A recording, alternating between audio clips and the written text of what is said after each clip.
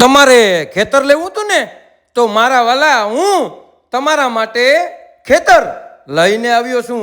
તે પણ બાટવા સરાડિયા રોડ ટસ. મારા વાલા રોડ ટસ તમે ગોતવા જાઓ ને તોય તમને મળે નહીં.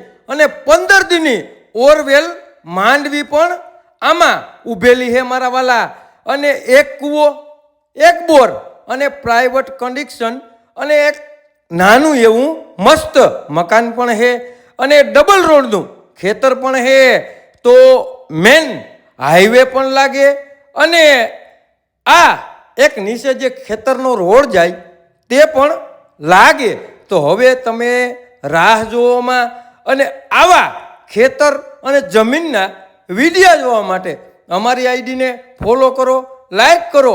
અને જેને પણ રોડ ટચ જમીન લેવી હોય ને મારા વાલા, તો એને અમારો વિડીયો શેર કરો ને મારા વાલા. હમણાં તમે શેર કરવામાં બહુ લોભ કરો છો, તો શેર કરો.